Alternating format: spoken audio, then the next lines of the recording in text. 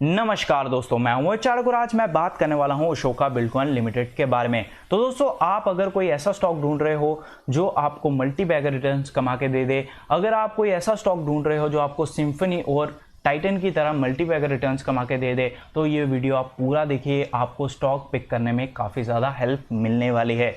तो दोस्तों, अगर आपको ये वीडियो पसंद ना आए तो आप मेरा चैनल अनसब्सक्राइब कर दीजिएगा, आप मेरे चैनल की वीडियो को दोस्तों डिसलाइक कर दीजिएगा।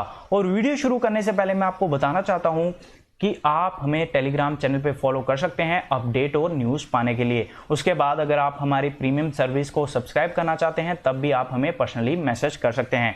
तो दोस्तों, इस वीडियो में आपको बताऊंगा कि आपके लिए इस स्टॉक में निवेश करने से क्या क्या रिस्क हो सकते हैं और आपके लिए क्या क्या एडवांटेजेस हो सकते हैं। और वीडियो के अंत में मैं आपको ये भी बताऊंगा कि आपको करंट मार्केट प्राइस में निवेश इसमें करना चाहिए कि नहीं। तो दोस्तों, अभी बात करते हैं कंपनी के बारे में कि कंपनी है क्या। तो दोस्तों, ये कंस्ट्रक्शन से रिलेटेड कंपनी है, हाईवे डेवलपर है इंडिया की। उसके बाद अगर हम बात करें इनके पोर्टफोलियो की तो लगभग 36 पीपीई प्रोजेक्ट्स इनके पास पड़े हुए हैं, जो कि इंडिया का लार्जेस्ट प्राइवेट प्लेयर है, शानदार है।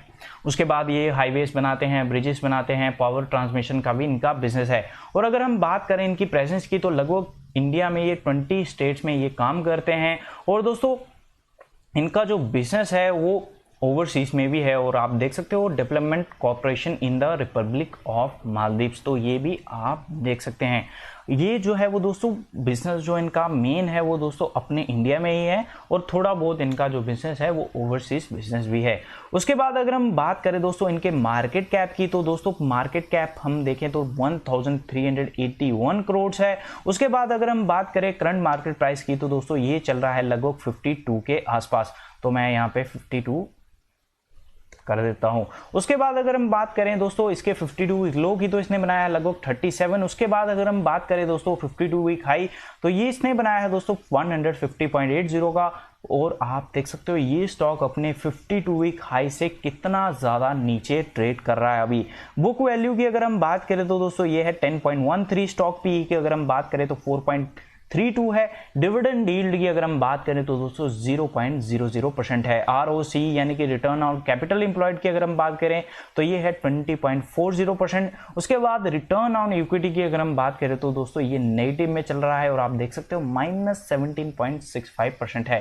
फेस वैल्यू की अगर हम बात करें तो दोस्तों ये है 5। उसके बाद डेट टू इक्विटी रेशियो की अगर हम बात करें तो दोस्तों ये है 5.73, जो एक डेफिनेटली बहुत ही चिंता का विषय है। उसके बाद पीवी रेशियो की अगर हम बात करें तो दोस्तों ये है 0.62। अभी बात करते हैं कि क्या इसकी सेल्स बढ़ रही हैं कि कम हो रही हैं। तो दोस्तों आप सेल्स जो है वो देख सकते हैं। अगर मैं बात करूं दोस्तों 2018 की तो 2446 करोड़ थी, और 2019 में अच्छी खासी बढ़ के हो गई 3821 करोड़। और दोस्तों टीटीएम की अगर हम बात करें ट्रेलिंग 12 मंथ्स की तो ये अभी वहीं पे आसपास है, उसी के आसपास 100 करोड़ का ही फर्क है। और आप फर्क जो है वो 18 और 19 में ज़्यादा देख सकते हैं। ऑपरेटिंग प्रॉफिट की अगर हम बात करें तो दोस्तों ये आप देख सकते हो 293 करोड़ है। उसके बाद अगर मैं बात करूं दोस्तों 2019 की तो ये बढ़ के हो गया 513 करोड़, और अभी आप देख सकते हो ये है 538 करोड़। नेट प्रॉफिट की अगर हम बात करूं तो दोस्तों ये है 237 करोड़। उसके बाद ये बढ़ के हो गया 286 करोड़, और ये बढ़ के फिर से हो गया 321 करोड़। और ये जो मैं आपको डाटा दिखा रहा हूं दोस्तों ये स्टैंड लोन है। और अगर आप इनका consolidated profit and loss statement देखोगे तो आपको समझ आएगा कि कंपनी की सेल्स तो अच्छी खासी बढ़ रही है, ऑपरेटिंग प्रॉफिट भी अच्छा खासा है, वो जो उनका नेट प्रॉफिट है वो आपको नेगेटिव में दिखेगा 2019 और 2018 का। उसका कारण है इंटरेस्ट कॉस्ट और डेप्रिसिएशन। उस कारण से इनका जो नेट प्रॉफिट है वो आपको गिरता हुआ दिख रहा है, बट आने वाले समय में इनका जो प्रॉफिट है वो आपको बढ़ता हुआ दिख सकता है।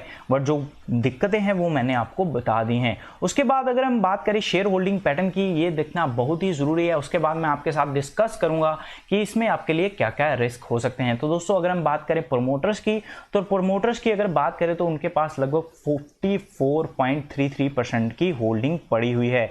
तो काफ़ी अच्छी खासी होल्डिंग जो है वो प्रोमोटर्स के पास पड़ी हुई है। और सबसे अच्छी चीज़ ये है कि इन्होंने 1% भी अपनी होल्डिंग प्लेज नहीं रखी हुई, जो काफ़ी अच्छी खबर है। उसके बाद अगर हम बात करें दोस्तों एफआईआईस की तो एफआईआईस के पास लगभग 5.47% की होल्डिंग पड़ी हुई है। उसके बाद म्यूचुअल फंड्स के पास अच्छी खासी होल्डिंग पड़ी हुई है, लगभग 30% के आसपास जो है वो होल्डिंग पड़ी हुई है।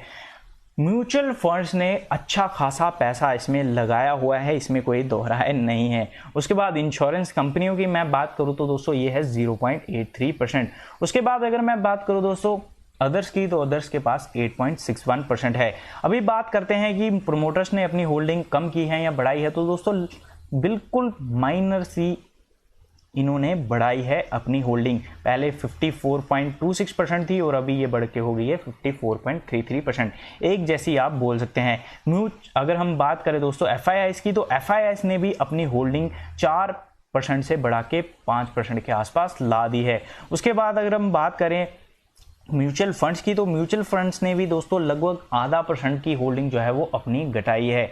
उसके बाद अगर हम बात करें इंश्योरेंस कंपनियों की, तो दोस्तों इंश्योरेंस कंपनियों की होल्डिंग 0% थी और अभी ये बढ़ के हो गई है दोस्तों 0.83%, जो काफ़ी अच्छी चीज़ है। शेयर होल्डिंग पैटर्न काफ़ी ज़्यादा पॉजिटिव है। आप देख सकते हैं म्यूचुअल फंड्स की कितनी ज़्यादा होल्डिंग है और FIIs भी इसमें अपनी होल्डिंग जो है वो बढ़ा रहे हैं। तो दोस्तों यहाँ पे काफ़ी ज़्यादा पॉजिटिव चीज़ें निकल के आती हैं। अभी बात करते हैं दोस्तों इनके रिस्क की। तो दोस्तों लो ऑन रिटर्न ऑन इक्विटी है ये स्टॉक। तो दोस्तों रिटर्न ऑन इक्विटी इसका अच्छा खासा नहीं है, ये आप देख सकते हैं। उसके बाद कॉन्टीजेंट लाइबिलिटीज इन पे बनी हुई हैं लगभग 2813.71 करोड़ की। और अगर आपको कॉन्टीजेंट लाइबिलिटीज का नहीं पता तो मैं आपको बता देता हूं कि जो इनके लिए कॉन्टीजेंट लाइबिलिटीज हैं वो होती क्या है। तो दोस्तों कॉन्टीजेंट लाइबिलिटीज होती हैं कि मेरी एक दुकान है और आप मेरी दुकान पे माल खरीदने आए। फॉर एग्जांपल आपने 2 पेंसिलें मेरे से खरीदी और आपने बोला कि मैं आपको 2 दिन बाद पैसे दे दूंगा, और अगर आप 2 दिन में मेरे को पैसे दे देते हो तो वो कॉन्टीजेंट लाइबिलिटीज नहीं रहेंगी। बट अगर आप वो 2 दिन में आप मेरे को पैसा नहीं देते हो तो वो कॉन्टीजेंट लाइबिलिटीज बन जाएंगी, और अगर आप मेरे को पैसा दे देते हो तो वो दोस्तों लाइबिलिटीज नहीं रहेंगी। तो ये आई होप मैं आपको क्लियर कर पाया हूं। उसके बाद इस स्टॉक में सबसे ज़्यादा अगर कोई चिंता का विषय है, अगर सबसे ज़्यादा आपको इस स्टॉक में सोचना है, वो ये है कि इस कंपनी का जो डेट टू इक्विटी रेशियो है वो बहुत ही ज़्यादा है। ये एक चिंता का विषय ज़रूर है, और इंडस्ट्री की जो रेशियो है उससे भी ज़्यादा है, जो एक चिंता का विषय आपके लिए जरूर है। बट अगर आप कंस्ट्रक्शन कंपनियों में डेट देखोगे, चाहे आप लार्सन एंड टुब्रो क्यों ना देख लो, आपको जो डेट है वो अच्छा खासा ही दिखेगा। बट इससे भी ज़्यादा जो मेन इंपॉर्टेंट चीज़ है वो एडवांटेजेस को देखना रहेगा। एडवांटेजेस देखना बहुत ही ज़रूरी है कि इनकी जो रेवेन्यू ग्रोथ है वो बढ़ रही है, मार्केट शेयर बढ़ रही है कि नहीं। तो दोस्तों इनका जो रेवेन्यू ग्रोथ है वो दोस्तों अच्छा खासा बढ़ रहा है, इसमें कोई दोहराए नहीं है। और अगर हम बात करें इंडस्ट्री ग्रोथ तो वो 208.01%, और अगर हम बात करें इनके रेवेन्यू ग्रोथ की तो दोस्तों ये है 22.37%, जो काफ़ी शानदार है। उसके बाद अगर हम बात करें इनके मार्केट शेयर की तो दोस्तों ये अच्छा खासा अपना मार्केट शेयर बढ़ा रहे हैं। पहले 5 साल पहले की अगर हम बात करें तो 0.82% था और अभी ये बढ़ के हो गया है 1.64%। मैंने आपको रिस्क भी बता दिए और आपको एडवांटेजेस भी बता दी। इसके बाद हम फ्यूचर की बात करते हैं कि आने वाले समय में इसी तरह ये कंपनी परफॉर्म करेगी कि नहीं। तो दोस्तों अभी स्लो डाउन के कारण डेफिनेटली हर एक पे दिक्कत आएगी और प्राइसेस जो है वो अपने आप को एडजस्ट भी कर रहे हैं। बट अगर मैं आपको 6 महीने पहले की बात करूं तो दोस्तों मात्र 6 महीने में इन्होंने 6000 करोड़ के आसपास जो है वो प्रोजेक्ट जीते हैं, जो काफ़ी अच्छी चीज़ है, जो दिखाती है कि आने वाले समय में कंपनी अच्छे से ग्रो कर सकती है। अगर किसी कंपनी की जिस तरह की ये कंस्ट्रक्शन कंपनी है, अगर इनको प्रोजेक्ट्स मिल रहे हैं तो इनका आने वाले समय में अच्छा ग्रोथ भी होगा, और अगर इनका काम बढ़ता रहता है तो डेट भी ये कम कर सकते हैं। आपको इस स्टॉक में अगर कोई चीज़ ट्रैक करनी है वो है दोस्तों इनका डेट की आने वाले समय में ये डेट कम कर पाते हैं कि नहीं। हालांकि इनका जो डेट है वो बढ़ता जा रहा है, प्रति ईयर जो है वो इनका डेट बढ़ रहा है, जो एक आपके लिए चिंता का विषय इस स्टॉक में ज़रूर हो सकता है।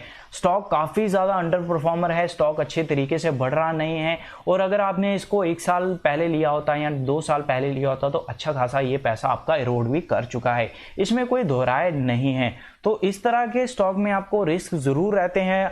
इस तरह के स्टॉक मार्केट में आप खुद ब खुद ही जानते हैं कि high risk mean high reward.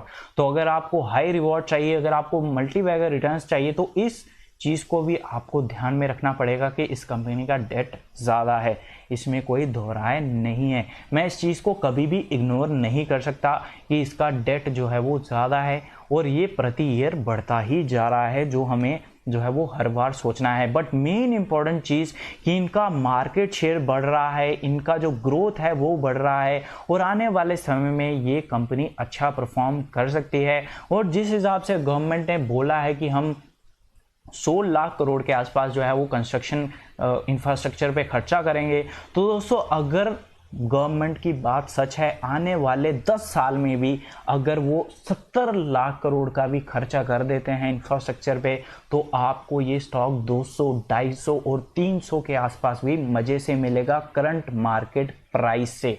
ये मैं आपको क्लियर कर देता हूं।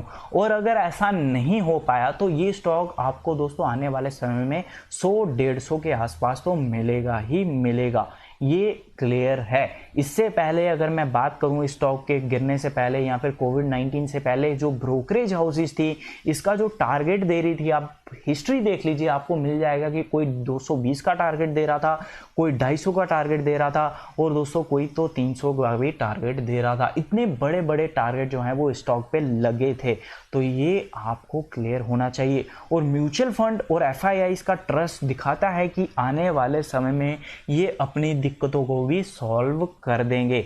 तो आपको वीडियो कैसी लगी आप कमेंट करके ज़रूर बताइए। अगर आपको वीडियो पसंद नहीं आया तो डिसलाइक ज़रूर करिए और अगर वीडियो पसंद आया तो लाइक और शेयर कर दीजिए। आपका मात्र 10 सेकंड लगेगा ये काम करने में और मैं चाहता हूं कि लोग जो हैं वो ज़्यादा से ज़्यादा इस स्टॉक से पैसा कमाएं। अगर आप जो है वो येस बैंक में अपनी पोजीशन बना सकते हैं इस होप में कि आने वाले समय में रिकवर हो जाएगा, तो दोस्तों इस स्टॉक में भी आपका रिस्क बनता है। रिस्क एक ही है और एडवांटेजेस जो हैं वो आपके लिए ज़्यादा हैं। कॉन्टीजेंट लाइबिलिटीज़ जो हैं वो लाइबिलिटीज़ बन भी सकती हैं और नहीं भी बन सकती, वो आने वाला समय ही बताएगा। तो दोस्तों वीडियो अच्छी लगे लाइक और सब्सक्राइब ज़रूर करें।